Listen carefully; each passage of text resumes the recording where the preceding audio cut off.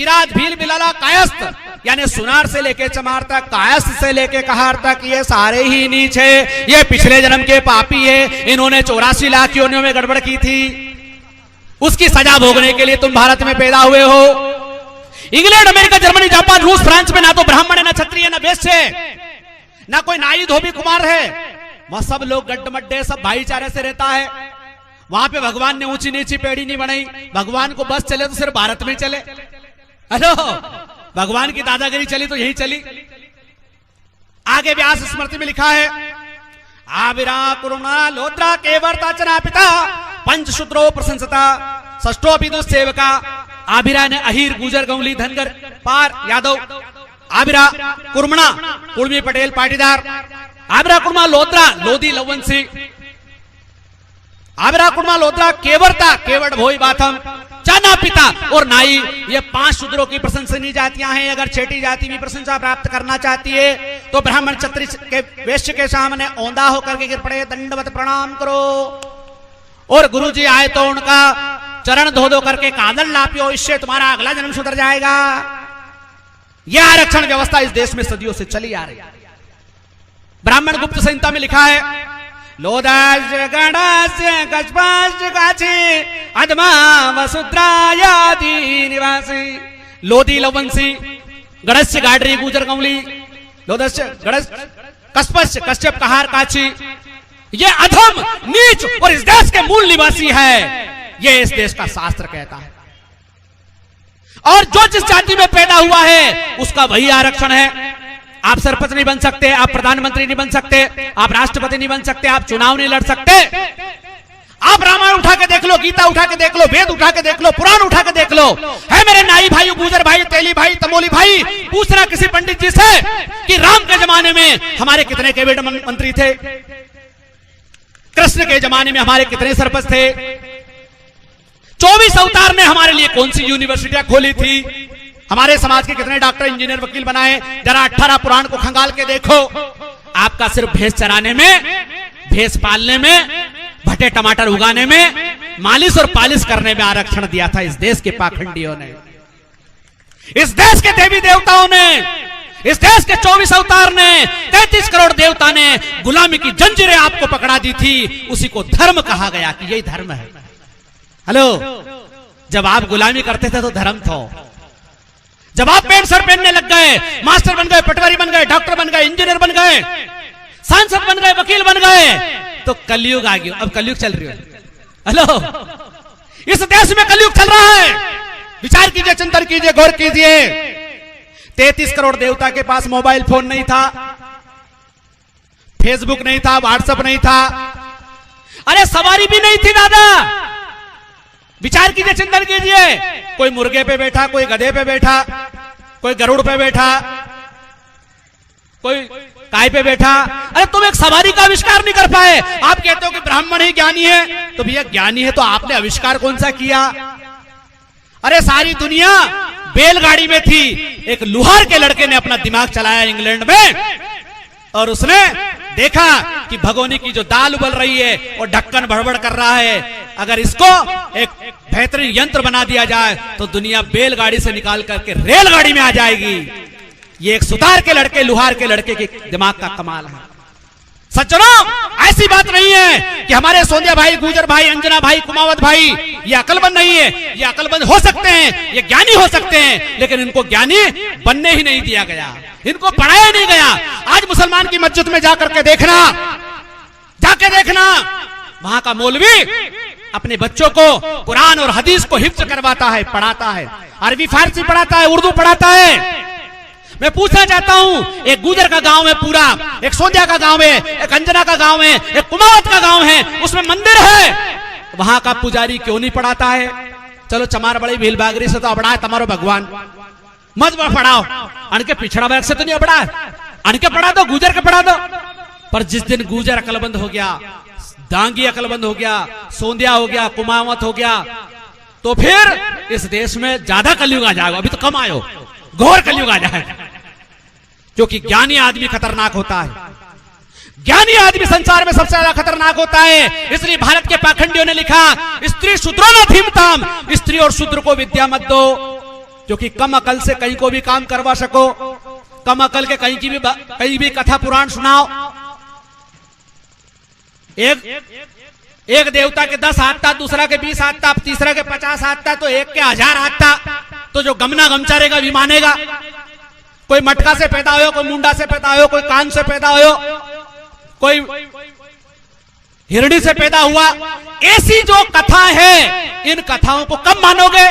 जब ढांडा रोगा, गमना रोगा, गमचा रोगा, अनपढ़ रोगा।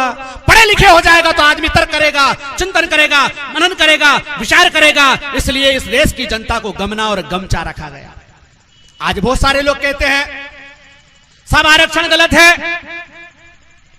आरक्षण आर्थिक आधार पर होना चाहिए। अरे सदियों से जो तुमने आरक्षण बनाया, इससे देश कैसे बर्बाद हुआ वो मैं बता दूं आपको। जब ब्राह्मण ही पढ़ा लिखा था तो उसने छत्री को भी ढंग से नहीं पढ़ाया, क्योंकि छत्री भी अकलमंद हो गया तो अपना छत्री पर खेड़ देगो। हेलो, जब बुद्ध नाम का छत्री ज्ञानी हुआ, उसने अपना अलग धर्म बना लिया। जब महावीर नाम का ज्ञानी हुआ छत्री, उसने अपना जैन धर्म बना लिया।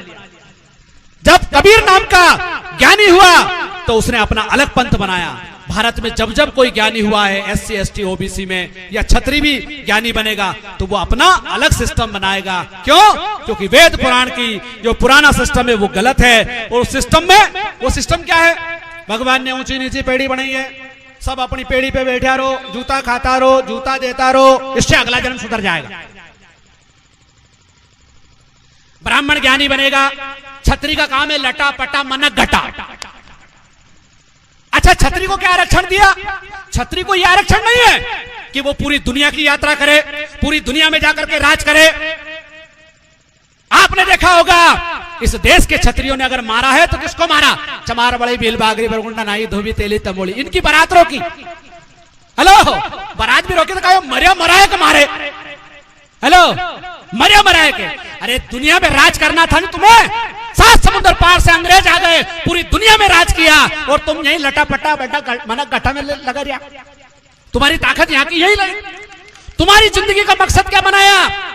हमारे जैसे पाखंडियों ने, धर्म के ठेकेदारों ने क्या कहा? छत्री को काम है नीची जाति को तपाओ। सोंदिया, गुर्जर, दांगी, यादव, माली, तेली, तमोली, ये नाई धोबी, इनको अपनी जाति को काम कराओ, नहीं करे तो मारो। ये तो बापड़ा अंग्रेज अच्छा आ गया जो ये सारा सिस्टम बदल दिया। इस देश के शोषकों की ऐसी रगड़ाई और ऐसी तपाई करी कि आज भी 15 अगस्त 26 जनवरी पे बोले गोरागढ़ था, गढ़ा मारिया, कुर्सी पे नहीं बैठ देता था, रेल में नहीं बैठ देता था। अरे भाई, तुम भी तो कुर्सी पे नहीं बैठने दे रहे हो। आज दलित समाज का, आदिवासी समाज का, पिछड़ी जाति का व्यक्ति अगर सरपंच बन जाता रहे तो आज आप भी तो नहीं बैठने दे रहे हो। वो गोरे अंग्रेज थे, आप काले अंग्रेज हो। तो सज्जनों, इस आरक्षण से क्या नुकसान हुआ? छत्री के एक साथ बीमारी हो गई कि अपनी जिंदगी को लक्ष्य कहीं है सिर्फ नीची जाति का दबानो, और कोई लक्ष्य नहीं हो। बनिए ने सोचे बापड़ा ने कि अपने कहीं करनो, छत्री और ब्राह्मण ये राजनीति करे, ये कहीं करे, अपन तो दुकान पे सौदो भी में बेचारा औंधा हो गया। आज को पता होना चाहिए सज्जनों, अंग्रेज जब नहीं आए थे, एक भी बनिया समाज का आदमी बहुत बड़ा ज्ञानी नहीं बना। एक भी इतना बड़ा कवि, इतना बड़ा साहित्यकार नहीं हुआ। एक भी बनिया बहुत बड़ा ज्ञानी, बहुत बड़ा विद्वान और बहुत बड़े तलवारबाज नहीं हो पाया। क्यों? क्योंकि जेको काम जेके साजे और करे तो डींगा बाजे। जो जिस जाति में पैदा हुआ उसको वैसा ही रहना है। सज्जनों, आज से 2500 साल पहले भगवान गौतम बुद्ध ने इस व्यवस्था के खिलाफ आंदोलन चलाया। उनने कहा सब मनुष्य बराबर है, सबको पढ़ने लिखने का अधिकार होना चाहिए, सबको अपना मर्जी का व्यवसाय करने का अधिकार होना चाहिए। नाई समाज के आदमी को महापंडित बना दिया। किसने? बुद्ध ने। सुजाता नाम की अहीर समाज की, गुर्जर समाज की लड़की ने उनको खीर खिलाई और उनको बुद्धत्व की प्राप्ति हुई। और बुद्धत्व की प्राप्ति में यह हुआ कि सब मनुष्य समान है और सबको अपनी मर्जी रुचि के हिसाब से इस जन्म में विकास करने का अधिकार है। स्वामी विवेकानंद अपने प्रवचन में कहते हैं, जो धर्म यह कहता है कि तुम्हारा अगले जन्म में तुम्हें अधिकार मिलेंगे, अगले जन्म में रोटी मिलेगी, अगले जन्म में तुम्हारा उद्धार होगा, वो धर्म नहीं अधर्म है। किसने देखा अगले जन्म में? इस जन्म में तुम गुलगुला खा रहे हो, इस जन्म में कमर तुम्हारी कमरे जैसी हो रही है, इस जन्म में तुम मारुति कार से उठी एसी से बाहर नहीं निकल रहे हो, और हमें कह रहे हो कि तुम्हारा अगलो जन्म सुधारो। अच्छा, हमारो अगलो जन्म सुधारा, वो तमानी जन्म में ही पूरा भारत के खजाओ, पूरा देश को बर्बाद कर दो। तो सज्जनों, इस आरक्षण के खिलाफ जो जातिवादी था, कबीर ने, रविदास ने आंदोलन चलाया और कहा, रविदास ब्राह्मण मत पूजे जब होवे गुणहीन, पूजे चरण चंडाल के जब होवे गुण प्रवीण। जाति की नहीं, योग्यता की पूजा होना चाहिए। आज कुछ पाखंडी कहते हैं, जाति की नहीं, योग्यता की पूजा होना चाहिए। मैं पूछना चाहता हूं, आप योग्य थे तो 712 से लेकर 1857 तक मुसलमान के जूते क्यों खाए? हेलो, तुम्हें जब दौड़ा दौड़ा के तपाया, आज बोलते बहुत सारे लोग, हजारों मंदिर तोड़ दिया, अशो कर दियो, तो फिर तुम्हारी योग्यता कहां थी? हेलो, तुम्हारा 33 करोड़ देवता कहां था? तुम्हारा 24 अवतार कहीं कर रहा था? और चलो भी तो बापड़ा सो रहा था, भी तो बाटा लोड़ी का है। आप क्या कर रहे थे? आपकी योग्यता कहां गई थी? जब 1857 से लेकर 1947 तक अंग्रेजों ने तुम्हारी रगड़ाई की, उस समय तुम्हारी योग्यता और बहादुरी कहां थी? विचार कीजिए, चिंतन कीजिए। योग्यता किसी बाप की बपोती नहीं होती है, किसी जाति वर्ग की बपोती नहीं होती है, कोई जन्म से योग्य और अयोग्य नहीं होता है। सज्जनों, आदमी को 3 चीज से योग्य बनता है, एनवायरमेंट, एजुकेशन एंड एक्सपीरियंस। 3 चीजों से आदमी योग्य बन जाता है, चाहे वो किसी भी जाति वर्ग संप्रदाय का हो। एनवायरमेंट, जैसा आपका वातावरण होगा वैसा आदमी हो जाता है, जैसा आपका अनुभव होगा और जैसा एजुकेशन सिस्टम होगा। जब सदियों से आपने इंसान को पढ़ने ही नहीं दिया तो वो योग्य कहां से बने? हेलो, जब आदमी पढ़ने लगा, हिरण्यधनु महाभारत में पढ़ा होगा, आपने सुना होगा, हिरण्यधनु राजा का लड़का, भील का लड़का था, एकलव्य। जब वो अपनी धनुर्विद्या अपने गुरु के माध्यम से सीखा, शोषकों ने उसका अंगूठा काट दिया और कहा कि वो तो गुरुजी की मूर्ति बना के नाड़े आड़े विद्या सीख रहा तो चोरी कर रहा था, इसलिए गुरुजी ने उसका अंगूठा मांग लिया और अतरो गमचो तो क्या उन्हें अंगूठा दे दियो। विचार कीजिए, चिंतन कीजिए, गौर कीजिए। अरे जब वो हिरण्यधन राजा का लड़का था तो उसका अपना गुरु होगा स्वयं का, वो दूसरे के गुरु के पास कहां को जाएगा? विचार कीजिए, चिंतन कीजिए, गौर कीजिए। इसलिए सज्जनों, एकलव्य का अंगूठा जबरदस्ती काटा गया और पाखंडियों ने क्या कहा कि वो तो गुरु दक्षिणा में दिया गया था।